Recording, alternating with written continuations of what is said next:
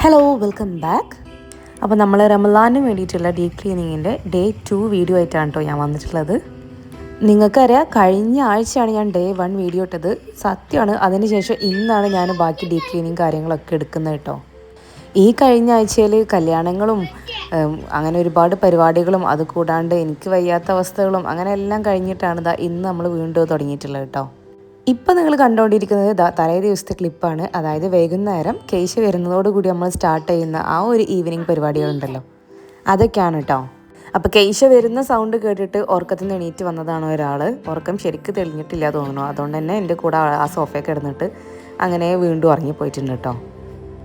സാധാരണ കേശ സ്കൂൾ വിട്ട് വരുമ്പോൾ തന്നെ ഭയങ്കര വിശപ്പായതുകൊണ്ട് ഓൾ എത്തുന്നതിന് മുന്നേ തന്നെ ഞാൻ ഓൾക്ക് വേണ്ടിയിട്ട് എന്തെങ്കിലും റെഡിയാക്കി വെക്കുക, അല്ലെങ്കിൽ ഇന്നത് ഉണ്ടാക്കാമെന്ന് പ്ലാൻ ചെയ്ത് വെക്കുകയൊക്കെ ചെയ്യലുണ്ട് കേട്ടോ. പക്ഷേ ഇന്ന് ഫോൺ തോണ്ടി അങ്ങനെ ഇരുന്ന് കുറച്ച് നേരം വൈകിപ്പോയി.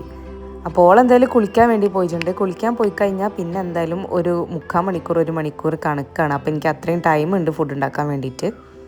അതിനെടുക്കതാ കഴിഞ്ഞ വീഡിയോയിൽ നമ്മൾ കാണിച്ചിട്ടുള്ള ആ ഒരു പഴമാണ് കേട്ടോ. അപ്പോൾ അത് ഇങ്ങനെ ഏകദേശം ഇങ്ങനെ ആയിട്ടുണ്ട്. അപ്പോൾ അത് വെച്ചിട്ടുള്ള പരിപാടികൾക്ക് നമുക്ക് ചെയ്യാൻ ബാക്കിയുണ്ട്. കുറച്ചുകൂടി ഒന്ന് ഉണങ്ങാണ്ട് കേട്ടോ. പിന്നെ ഒരുപാട് ടൈം ഇല്ലാത്തതുകൊണ്ട് തന്നെ സിമ്പിളായിട്ട് എന്തെങ്കിലും ഉണ്ടാക്കാമെന്ന് വിചാരിച്ചു.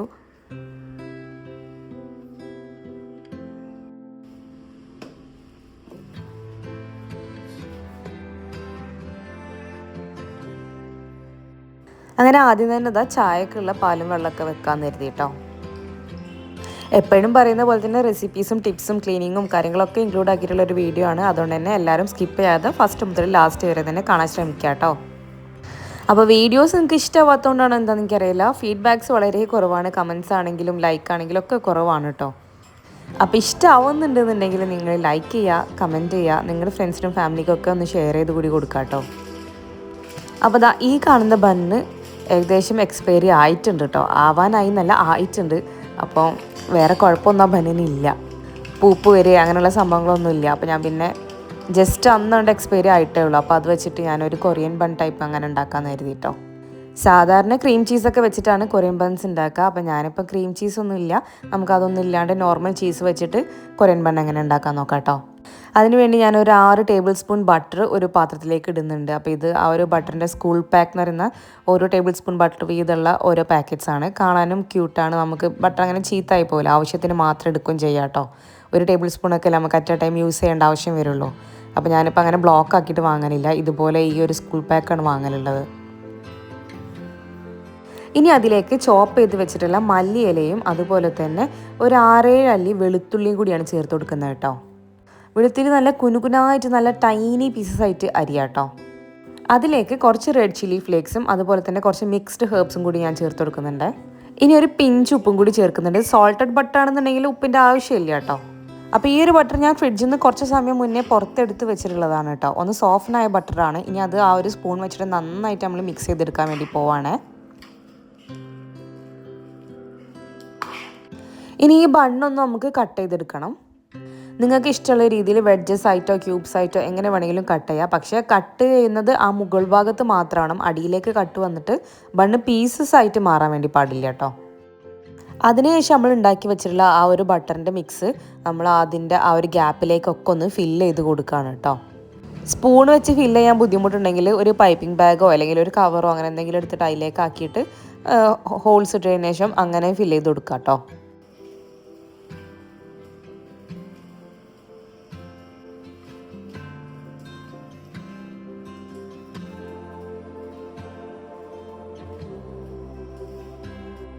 ഇനി അതേ ഗ്യാപ്പിലേക്ക് തന്നെ നമ്മൾ കുറച്ച് ഗ്രേറ്റ് ചെയ്ത് വെച്ചിട്ടുള്ള ചീസും കൂടി ഞാൻ ചേർത്ത് കൊടുക്കുന്നുണ്ട്. ഞാനിപ്പോൾ പ്രോസസ് ചീസ് ബ്ലോക്സ് ആണ് ഇവിടെ വാങ്ങിക്കലുള്ളത്, അതാണ് ഞാൻ ഗ്രേറ്റ് ചെയ്തെടുത്തത് കേട്ടോ. നിങ്ങൾക്ക് മോസറല്ലോ ചെദാറോ ഏത് ചീസാണോ നിങ്ങൾക്ക് ഇഷ്ടം, അല്ലെങ്കിൽ നിങ്ങളുടെ കയ്യിൽ ഏത് ചീസാണുള്ളത് അത് യൂസ് ചെയ്യുക. അതുപോലെ തന്നെ ചീസിന് സ്ലൈസ് ആണ് ഉള്ളതെന്നുണ്ടെങ്കിൽ അത് ചെറുതാക്കി നീളത്തിൽ അരിഞ്ഞിട്ട് ഈ ഗ്യാപ്പിൽ അങ്ങനെ വെച്ചുകൊടുത്താലും മതിയേ. ഇനി ഇത് ഓവനിലൊന്നും വെക്കേണ്ട ആവശ്യമില്ല. ഒരു ഫ്രൈ പാനിലേക്ക് വെച്ചിട്ട് ഒരു ലോ ടു മീഡിയം ഫ്ലെയിമിൽ ഇട്ടതിന് ശേഷം അടച്ച് വെച്ചിട്ട് ആ ഒരു ചീസ് ഒന്ന് മെൽറ്റ് ചെയ്തെടുത്താൽ മാത്രം മതി കേട്ടോ.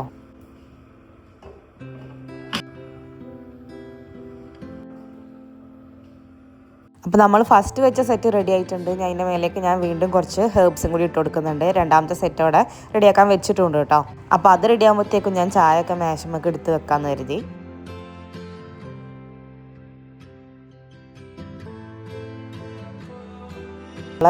വീട്ടിൽ മരത്തിലുണ്ടായിട്ടുള്ള ചക്കയാണ് കേട്ടോ. മാഷാഅല്ലാഹ് ആദ്യമായിട്ടാണ് ചക്ക മരത്തുനിന്ന് പഴുത്ത് ഇതുപോലെ നന്നായിട്ട് വന്നിട്ടുള്ളത്. മുന്നേ ചക്ക ഉണ്ടായിട്ടുണ്ട്, പക്ഷെ അത്ര നന്നായിട്ട് അങ്ങനെ പഴുത്തിട്ട് അങ്ങനെ വന്നിട്ടില്ല. അതിൻ്റെ ഉള്ളിൽ അങ്ങനെ ചീത്ത കേട് പോലായിട്ട് അങ്ങനെയൊക്കെയാണ് ഉണ്ടാവലുള്ളത്. അങ്ങനെ എല്ലാവരും ചായ കുടിയും കാര്യങ്ങളൊക്കെ കഴിഞ്ഞപ്പോഴത്തേക്കും ഇതാ ഉറങ്ങിയ ആൾ എണീറ്റ് വന്നിട്ടുണ്ട്. പിന്നെ ഞാൻ ഓക്കും കൂടി എടുത്ത് വെച്ചിട്ടുണ്ടായിരുന്നു, അപ്പോൾ അത് ഓക്ക് എടുത്ത് കൊടുക്കുകയാണ് കേട്ടോ.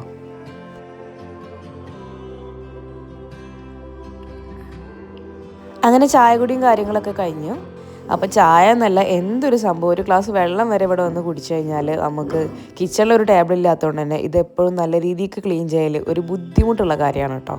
ഈ ഒരു വീട്ടിൽ കിച്ചണിലൊരു ടേബിൾ ഇടാനുള്ള സ്ഥലം ഇല്ല എന്നുള്ളത് മാത്രമാണ് എനിക്കൊരു കുറവ് പോലെ തോന്നിയിട്ടുള്ളത്. പക്ഷെ നമ്മൾ അതങ്ങനെ ചിന്തിച്ചിട്ടില്ലായിരുന്നു കേട്ടോ. നമ്മൾ ബ്രേക്ക്ഫാസ്റ്റ് കൗണ്ടർ പോലെ ഉണ്ടാക്കിയിട്ടുണ്ട്, അവിടെയാണ് ഉദ്ദേശിച്ചത്. പക്ഷേ ഈ ഒരു കൗണ്ടറും ടേബിളും അടുത്തായതുകൊണ്ടും കൗണ്ടറുമേൽ ഇരുന്ന് കഴിക്കുന്ന അത്ര പോസിബിൾ അല്ല എന്നുള്ളതുകൊണ്ടും എല്ലാവരും വേഗം ടേബിളിലേക്ക് വരും. പക്ഷെ അൽഹംദുലില്ലാ അതൊന്നും ഇല്ലയെന്നുണ്ടെങ്കിലും എത്ര പേർക്ക് ഇതുപോലുള്ള സൗകര്യം പോലും ഇല്ലാത്ത ആൾക്കാരുണ്ടല്ലേ. അതുകൊണ്ട് തന്നെ ഇതിൽ ഞാൻ നല്ല ഹാപ്പിയാണ് കേട്ടോ. എല്ലാം തികഞ്ഞ മനുഷ്യനുണ്ടാവില്ലല്ലോ, അതുപോലെ തന്നെ എല്ലാം തികഞ്ഞൊരു ജീവിതവും ഉണ്ടാവില്ല.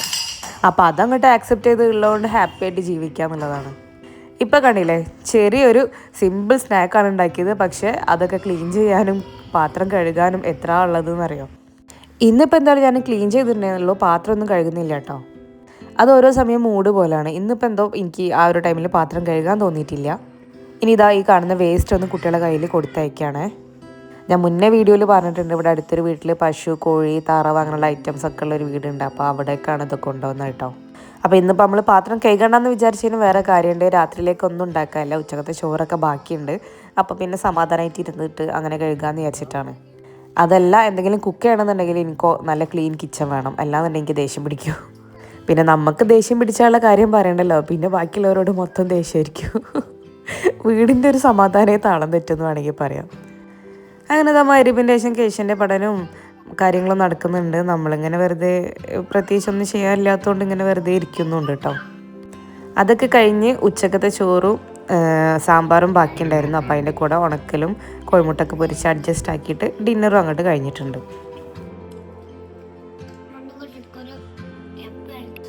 അങ്ങനെ പിറ്റേ ദിവസം രാവിലെയാണ്. അപ്പോൾ ഈ ഒരു ടു ഡു ലിസ്റ്റിലുള്ള ഡേറ്റ് നിങ്ങൾ കണ്ടില്ലേ, അതെ ഇതാണ് ഞാൻ അവസാനമായിട്ട് പ്ലാൻ ചെയ്ത് വല്ല കാര്യം ചെയ്തൊരു ദിവസം കേട്ടോ. അതിനിടയ്ക്ക് കഴിഞ്ഞു പോയ ദിവസങ്ങളൊക്കെ ഓരോന്നിങ്ങനെ എന്താ പറയുക, അപ്പം തോന്നുന്നു അങ്ങനെ ചെയ്തിട്ട് അങ്ങനെ കഴിഞ്ഞു പോയതാണ്. അപ്പോൾ ഇന്ന് മുതൽ നമുക്ക് വീണ്ടും പ്ലാനിങ് ഒക്കെ തുടങ്ങാം. ഇതുപോലെ മായാത്ത സംഭവങ്ങളൊക്കെ മായ്ക്കാൻ നമുക്ക് സ്പ്രേയോ അല്ലെങ്കിൽ ഹാൻഡ് റബ്ബോ അങ്ങനെ എന്തെങ്കിലും സംഭവം ആക്കി കഴിഞ്ഞാൽ പെട്ടെന്ന് പോകും കേട്ടോ.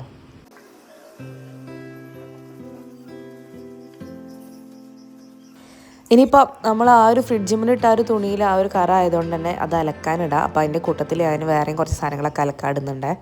എനിക്ക് ആ ഒരു ടു ഡു ലിസ്റ്റിനേക്കാളും ഈ ഒരു ബ്ലാങ്ക് പേജാണ് കൂടുതലായിട്ട് ഇഷ്ടമായത് കേട്ടോ. കാരണം നമുക്ക് എന്തോ തോന്നുന്നു അതൊക്കെ എഴുതി വെക്കാനുള്ള സ്പേസ് അതിലുണ്ട് കേട്ടോ.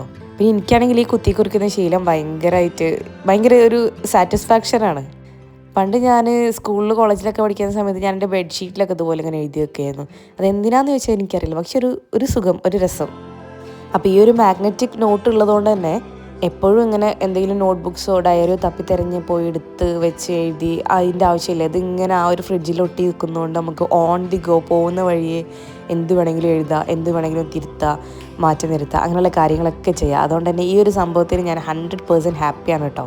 അപ്പോൾ ഇന്ന് ഓൾറെഡി എനിക്ക് കുറച്ച് പുതിയ ഡ്രസ്സുകളൊക്കെ അലക്കാനുണ്ട്. അപ്പോൾ അതിൻ്റെ കൂട്ടത്തിലേക്ക് ഞാൻ ഈ കാണുന്ന നമ്മളെ തുണികളും കാര്യങ്ങളൊക്കെ അലക്കാനിടുന്നുണ്ട്. എന്നിട്ട് ഫ്രഷ് ആയ കാര്യങ്ങൾ വെച്ചിട്ട് റീപ്ലേസ് ചെയ്യാൻ വേണ്ടി പോവാണ്. അപ്പോൾ ഈ ഒരു ഡ്രസ്സിൻ്റെ പിന്നിലുള്ള സംഭവം ഞാൻ മുന്നൊരു വീഡിയോയിൽ പറഞ്ഞു, വാഷിംഗ് മെഷീനിൽ എന്തോ ലിൻ്റ് എന്തോ ആയതാണെന്നാ. പക്ഷെ അതല്ല, അത് എന്തോ ഒരു കറ ആയതാണ്, പെയിൻറ്റ് പോലുള്ള എന്തോ സംഭവമാണ്, അത് പോകുന്നില്ല കേട്ടോ. എന്ന് കരുതി വീട്ടിൽ നിന്നിട്ടുണ്ടെങ്കിൽ അങ്ങനെ പ്രശ്നമുണ്ടെന്ന് എനിക്ക് തോന്നിയിട്ടില്ല കേട്ടോ. അപ്പോൾ നിങ്ങൾക്ക് ആർക്കെങ്കിലും അങ്ങനെ ഒരു ബുദ്ധിമുട്ട് തോന്നുന്നുണ്ടെങ്കിൽ നിങ്ങൾ ജസ്റ്റ് ഒന്ന് കമൻറ്റ് ചെയ്യാം കേട്ടോ.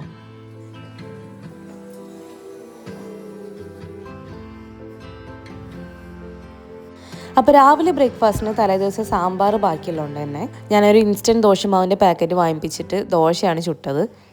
കൂടെ പെട്ടെന്ന് തട്ടിക്കൂട്ടി ഒരു ചട്നിയും കൂടി ഉണ്ടാക്കിയിട്ടുണ്ടായിരുന്നു കേട്ടോ. ഒരു അരമുറി തേങ്ങ ഫ്രിഡ്ജിലുണ്ടായിരുന്നു, അപ്പോൾ അത് വെച്ചിട്ട് പെട്ടെന്ന് ചട്നി ഉണ്ടാക്കി. പിന്നെ നമ്മൾ ഒരു വർഷത്തിന് മേലെ ഈ ഒരു പൊടി സ്റ്റോർ ചെയ്ത് വെക്കുന്നു കേട്ടോ. അപ്പോൾ ഇതുപോലെ പെട്ടെന്ന് ദോശ ഇഡ്ഡലിയൊക്കെ ഉണ്ടാക്കുന്ന സമയത്ത് എനിക്ക് ഭയങ്കര ഇഷ്ടമാണ് ഈ ഒരു ഗീ പൊടി ദോശ അല്ലെങ്കിൽ ഗീ പൊടി ഇഡ്ഡലിയൊക്കെ. അപ്പോൾ നല്ല പൊടി ദോശയും സാമ്പാറും ചട്നിയും അതുപോലെ നല്ലൊരു കട്ടൻ ചായയും കൂടി ആയിട്ട് നമ്മൾ ബ്രേക്ക്ഫാസ്റ്റ് അങ്ങനെ കംപ്ലീറ്റ് ആയിട്ടുണ്ട്. ആ ഒരു പൊടി അതോടുകൂടി തീർന്നിട്ടുണ്ട് കേട്ടോ. ഇൻഷാ അല്ലാഹ് നോമ്പൊക്കെയല്ലേ വരുന്നത്, ഉണ്ടാക്കണ്ടെന്ന് അറിയില്ല. നമുക്ക് എന്തായാലും ടൈം കിട്ടുന്നതിനനുസരിച്ച് ഉണ്ടാക്കി വെക്കാം. വേറെ ഒരുപാട് സംഭവങ്ങളൊക്കെ റെഡിയാക്കി വെക്കാനുണ്ട്. ഈ മടിയാണ് മെയിൻ പ്രശ്നക്കാരൻ. ഏതായാലും സാഹചര്യം സന്ദർഭമൊക്കെ ഒത്തുവരുമ്പോൾ നമുക്കൊക്കെ ശരിയാക്കി വെക്കാം. അങ്ങനെ ചായ കൂടി കഴിഞ്ഞ് പെട്ടെന്ന് തന്നെ ഞാൻ പാത്രങ്ങളൊക്കെ കഴുകി വെക്കുകയാണ്. കാരണം ഇന്ന് നമുക്ക് ഡീപ് ക്ലീനിങ്ങിൻ്റെ കുറച്ച് കാര്യങ്ങളൊക്കെ ചെയ്യാനുണ്ടല്ലോ. സാധാരണ ഞാൻ ചായൻ്റെ കൂടെ ലഞ്ചും കൂടി ഉണ്ടാക്കി വെച്ചിട്ടാണ് ഈ പരിപാടിക്ക് നിൽക്കൽ. പക്ഷേ എങ്ങനെയൊക്കെ ചായൻ്റെ കൂടെ ലഞ്ച് ഉണ്ടാക്കി വെക്കാമെന്ന് പറഞ്ഞാലും നമുക്ക് അത്യാവശ്യം ചെയ്യേണ്ട ക്ലീനിങ്ങും കാര്യങ്ങളൊക്കെ ചെയ്ത് കഴിഞ്ഞിട്ട് ഞാൻ ഡീപ് ക്ലീനിങ്ങിലേക്ക് നിൽക്കലുള്ളൂ. പിന്നെ എപ്പോഴും പറയുന്ന പോലെ നമുക്ക് പെട്ടെന്ന് ഇട്ടച്ച് പോകേണ്ടി വന്നാലും ആരെയും വന്നാലും ഒക്കെ ആ ഒരു വൃത്തികേട് കാണാൻ വെക്കാൻ വേണ്ടിയിട്ട്. അപ്പോൾ അങ്ങനെ ആയാലും എന്തായാലും 10:30-11 മണിയൊക്കെ ആവും തുടങ്ങാൻ വേണ്ടിയിട്ട് തന്നെ. പിന്നെ ഇന്നാണെങ്കിൽ കുറച്ച് ലേറ്റ് ആയിട്ടുണ്ട് ചായ കൂടിയൊക്കെ കഴിയാൻ വേണ്ടിയിട്ട്. ഓൾമോസ്റ്റ് 9:30 കഴിഞ്ഞിട്ടുണ്ട്. കാരണം 9 മണിക്കാണ് സൂപ്പർ മാർക്കറ്റ് തുറക്കുള്ളൂ. എന്നിട്ട് ആ ദോശമാവ് കിട്ടിയിട്ട് വേണം നമുക്ക് ഉണ്ടാക്കാൻ. സംഗതി വേറെ എന്തെങ്കിലും ഉണ്ടാക്കാനുള്ള ടൈം എനിക്ക് ഉണ്ടായിരുന്നു. പക്ഷേ ആ ഒരു സാമ്പാർ അങ്ങനെ വേസ്റ്റായി പോലും എന്ന് ആലോചിച്ചപ്പോൾ പിന്നെ ദോശയ്ക്ക് തന്നെ കാത്തിരിക്കേണ്ടി വന്നു. വേറെ ഏതൊരു കടീൻ്റെ കൂടിയും ആ ഒരു സാമ്പാർ അങ്ങനെ മാച്ചായി പോവില്ല. അതുകൊണ്ട് തന്നെ ലഞ്ചിൻ്റെ പരിപാടിയിലേക്ക് നിന്നിട്ടില്ല. കാരണം ഞാൻ വിചാരിച്ചു നമ്മൾ ഉദ്ദേശിച്ച അത്രയും ക്ലീനിങ് കഴിഞ്ഞതിന് ശേഷം പെട്ടെന്ന് എന്തെങ്കിലും തട്ടിക്കൂട്ടി ഉണ്ടാക്കാം. ഒരു കുക്കർ ബിരിയാണിയോ അതല്ലാന്നുണ്ടെങ്കിൽ കുറച്ച് ചോറെങ്കിലും കഞ്ഞോ അങ്ങനെ എന്തെങ്കിലും വെച്ച് കഴിഞ്ഞാൽ സാമ്പാർ വീണ്ടും ബാക്കിയുണ്ട്. പിന്നെ അതിൻ്റെ കൂട്ടത്തിലേക്ക് ഓംലെറ്റോ അങ്ങനെ എന്തെങ്കിലുമൊക്കെ ചെറുതായിട്ട് തട്ടിക്കൂട്ടി അഡ്ജസ്റ്റ് ആക്കുക. ഇനിയിപ്പോൾ ഒന്നും പറ്റില്ല, അന്നേരത്തെ അവസ്ഥ ശരിയില്ല എന്നുണ്ടെങ്കിൽ 2 ചോറ് പാർസലെങ്കിലും വാങ്ങിക്കാമെന്ന് കരുതിയിട്ടാണ് ഞാൻ അങ്ങനെ നിന്നത് കേട്ടോ.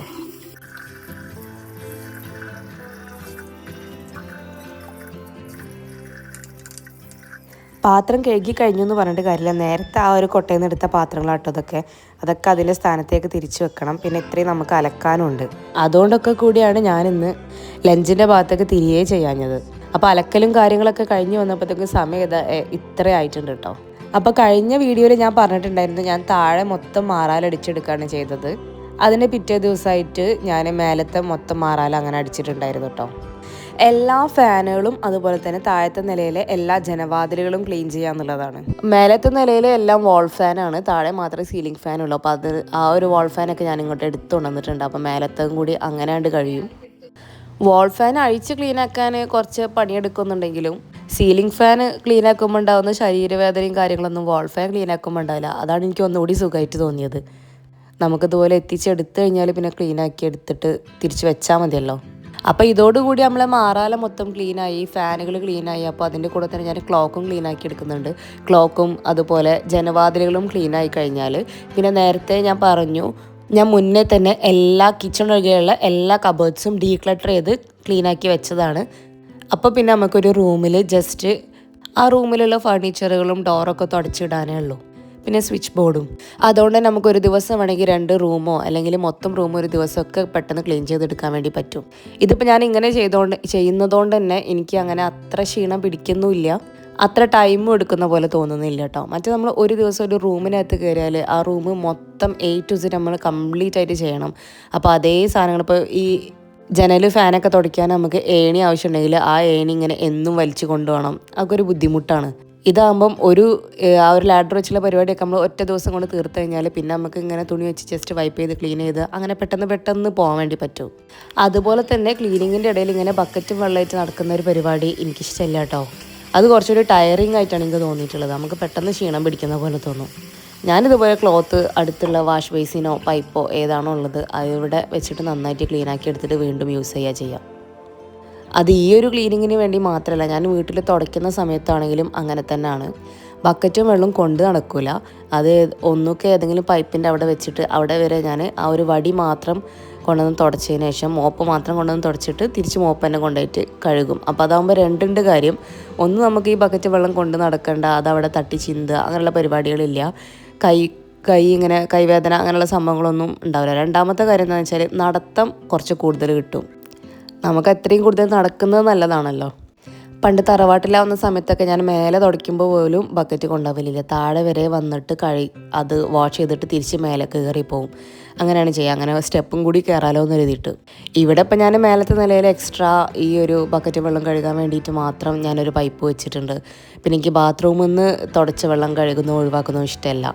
കാരണം നമുക്കറിയാം തുടച്ചു കഴിഞ്ഞാൽ അതിൽ ഒരുപാട് ചളിയും കാര്യങ്ങളൊക്കെ ഉണ്ടാവും. അപ്പോൾ നമ്മൾ ഓൾറെഡി കഴുകിയിട്ട ബാത്റൂമോ അല്ലെങ്കിൽ യൂസ് ചെയ്യാത്ത ബാത്റൂമൊക്കെ ആണെന്നുണ്ടെങ്കിൽ അത് വീണ്ടും കഴുകാനൊക്കെ ആവുമല്ലോ. അതുകൊണ്ട് തന്നെ അതിന് വേണ്ടിയിട്ട് ഞാൻ സെപ്പറേറ്റ് ഏരിയ യൂട്ടിലിറ്റി സെക്ഷനിൽ, അതായത് നമ്മൾ മേലെ തിരുമ്പിയതൊക്കെ ചിക്കുന്ന ആ ഒരു ഏരിയയിൽ ഉണ്ടാക്കിയിട്ടുണ്ട്. അതുകൊണ്ട് ഇപ്പം സ്റ്റെപ്പ് ഇറങ്ങി താഴോട്ട് വരേണ്ട ആവശ്യമില്ല. പക്ഷേ എന്നിരുന്നാലും ആ ഒരു ഏരിയയിലേക്ക് എത്തണം എന്നുണ്ടെങ്കിൽ നമുക്കൊരു 5-6 സ്റ്റെപ്പ് കയറും കൂടി വേണം കേട്ടോ. ഇതൊന്നും എല്ലാവരും ചെയ്യണം എന്നുള്ളതല്ല, നമ്മളെപ്പോലെ തന്നെ എല്ലാവരും ചെയ്യണമെന്ന് കരുതിയിട്ടുമല്ല യൂട്യൂബിൽ പലരും വീഡിയോസ് ഇടുന്നത്. ഇതിൽ നിന്നൊക്കെ ഇൻസ്പയർ ആയിട്ട് നമുക്ക് പറ്റുന്നത് എന്താണെന്ന് കണ്ടുപിടിച്ചിട്ട് അതുപോലെ ചെയ്യാന്നുള്ളതാണ്. ഈ പറയുന്ന ഞാനാണെന്നുണ്ടെങ്കിലും വെറുതെ കുറച്ച് ദിവസം ഇരുന്നാൽ എനിക്കും മടി പിടിക്കും. അപ്പോൾ ഇതുപോലെ ആരുടെയെങ്കിലും വീഡിയോസോ അല്ലെങ്കിൽ എന്തെങ്കിലും കോട്ട്സോ കാര്യങ്ങളോ അങ്ങനെയുള്ളതൊക്കെ വായിക്കുമ്പോഴാണ് എനിക്കും ഒരു ഇൻസ്പിറേഷനും അല്ലെങ്കിൽ എന്തെങ്കിലും കാര്യങ്ങളൊക്കെ ചെയ്യണം എന്നുള്ളൊരു മോട്ടിവേഷനും കാര്യങ്ങളൊക്കെ തോന്നുള്ളൂ. അപ്പോൾ എന്നെപ്പോലെ തന്നെ മറ്റുള്ളവർക്കും അതൊരു ഉപകാരം ആയിക്കോട്ടെ, ആർക്കെങ്കിലും നമ്മളെ കൊണ്ടൊരു ഉപകാരം വരട്ടെ എന്ന് കരുതിയിട്ടാണ് ഇങ്ങനെയുള്ള ടിപ്സും കാര്യങ്ങളൊക്കെ ഞാൻ വീഡിയോസിലൂടെ പറയുന്നത്. അല്ലാതെ ഞാനൊരു വലിയ സംഭവമായിട്ടോ എല്ലാവരും ഇതുപോലെ തന്നെ ചെയ്യണം, ഇങ്ങനെയാണ് ചെയ്യേണ്ടത്, അങ്ങനെ ഒന്നുമല്ല കേട്ടോ. ഞാൻ ചെയ്യുന്ന രീതി ചിലപ്പം പലർക്കും തെറ്റായിരിക്കാം, പലർക്കും ചിലപ്പോൾ അതായിരിക്കാം ബുദ്ധിമുട്ട്, മറ്റുള്ള രീതികളായിരിക്കും ബുദ്ധിമുട്ട്. അതൊക്കെ നമ്മൾ ജീവിക്കുന്ന സാഹചര്യം, നമ്മൾ ജീവിക്കുന്ന വീട്, വീട്ടിലുള്ള ആൾക്കാർ, അല്ലെങ്കിൽ നമ്മളെ തന്നെ ജോലി കാര്യങ്ങളൊക്കെ ഓരോ സാഹചര്യത്തിനനുസരിച്ച് എല്ലാം മാറിക്കൊണ്ടിരിക്കും. എന്നെ സംബന്ധിച്ച് ഇപ്പം ഞാൻ നിങ്ങൾക്ക് കാണിച്ചു തരുന്ന ഒരു റുട്ടീനോ കാര്യങ്ങളോ ഒന്നുമല്ലായിരുന്നു ഞാൻ മുന്നേ ക്ലാസ്സിന് പോയിക്കൊണ്ടിരുന്ന സമയത്ത് ഉണ്ടായത്. അതുപോലെ നമ്മൾ തറവാട്ടിൽ ജീവിക്കുന്ന സമയത്തും ഈ ഒരു രീതിക്കല്ല നമ്മൾ ജീവിക്കുക. അപ്പോൾ ഓരോരുത്തരുടെ ജീവിത സാഹചര്യങ്ങളാണ് ഓരോരുത്തരെ ജീവിക്കുന്ന എന്താ പറയുക ആ ചുറ്റുപാടും കാര്യങ്ങളാണ് നമ്മളെ റുട്ടീനും കാര്യങ്ങളൊക്കെ തീരുമാനിക്കുക എന്നുള്ളതാണ്. അപ്പോൾ ഈ ഒരു വീഡിയോസൊക്കെ കണ്ടിട്ട് നിങ്ങൾ ഇൻസ്പയർഡ് ആയിട്ട് നിങ്ങൾക്ക് ആവശ്യമുള്ളത് മാത്രം എടുത്ത് യൂസ് ചെയ്യുക. അല്ലാണ്ട് മറ്റുള്ളവരെ വീഡിയോ കണ്ടിട്ട് അല്ലോ ഇതുപോലെ ചെയ്യണം അല്ലെങ്കിൽ ഇതുപോലെ ചെയ്തില്ലെങ്കിൽ ശരിയാവില്ല അങ്ങനെ വിചാരിച്ചിട്ട് നമ്മളൊരു ബേർഡനാക്കി മാറ്റരുത്. നമ്മളെ കാര്യങ്ങൾ കുറച്ചുകൂടി ഈസി ആയിട്ട് വരാൻ വേണ്ടി മാത്രം നിങ്ങൾ വീഡിയോസ് കാണുക, അതിന് ഇൻസ്പിറേഷൻ എടുക്കുക കേട്ടോ.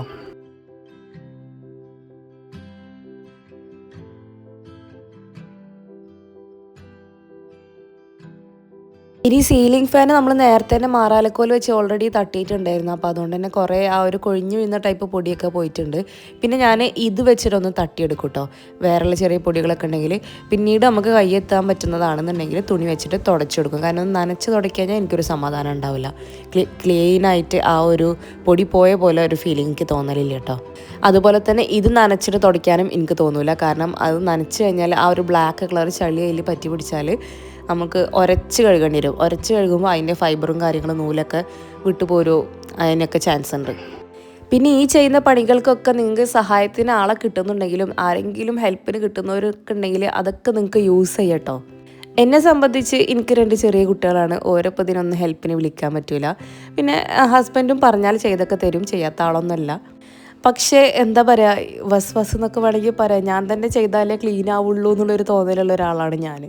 അതുകൊണ്ട് തന്നെ എന്നെക്കൊണ്ട് തീരെ പറ്റൂല എന്ന് അല്ലെങ്കിൽ തീരെ എത്തിക്കാൻ പറ്റൂല എന്നുള്ള കാര്യങ്ങൾ മാത്രമേ ഞാൻ ആരെങ്കിലും ഹെൽപ്പിന് വിളിക്കലുള്ളൂ. എന്നെക്കൊണ്ട് പറ്റും എന്ന് തോന്നിക്കഴിഞ്ഞാൽ എല്ലാം ഞാൻ തന്നെ ഒറ്റയ്ക്ക് ചെയ്യലാണ് കേട്ടോ. അപ്പോൾ അതാണ് ഞാൻ പറഞ്ഞു വന്നത്, നിങ്ങൾക്ക് ഹെൽപ്പിന് ആളുണ്ട് അല്ലെങ്കിൽ വിളിക്കുന്നതിന് കുഴപ്പമില്ല, ഒരു ഹെൽപ്പ് കിട്ടാനൊക്കെ ഒരു വഴി ഉണ്ട് എന്നുണ്ടെങ്കിൽ നിങ്ങൾ അങ്ങനെ തന്നെ ചൂസ് ചെയ്യാം കേട്ടോ. കാരണം നമ്മൾ ഒറ്റയ്ക്ക് ഈ പറഞ്ഞ കാര്യങ്ങളൊക്കെ, കാരണം നമ്മൾ ഡെയിലി ചെയ്യാത്ത കാര്യമാണ്. ഡെയിലി നമ്മളിങ്ങനെ ഹാർഡ് വർക്ക് ചെയ്യുന്ന ആൾക്കാരാണെന്നുണ്ടെങ്കിൽ ഇതിങ്ങനെ ചെയ്യുന്നതുകൊണ്ട് കുഴപ്പമില്ല. ഇതുപോലെ വല്ലപ്പോഴും ഒരു ദിവസം നമ്മളിങ്ങനെ എത്തിപ്പിടിച്ച് അവിടെ കയറി ഇവിടെ കയറിയൊക്കെ ചെയ്ത് കഴിഞ്ഞാൽ നമ്മുടെ ബോഡിക്ക് അതൊരു ബുദ്ധിമുട്ടാണ്. അപ്പോൾ ഹെൽപ്പ് കിട്ടുന്നവർ തീർച്ചയായിട്ടും ഹെൽപ്പ് എടുക്കാൻ വേണ്ടി ശ്രമിക്കുക.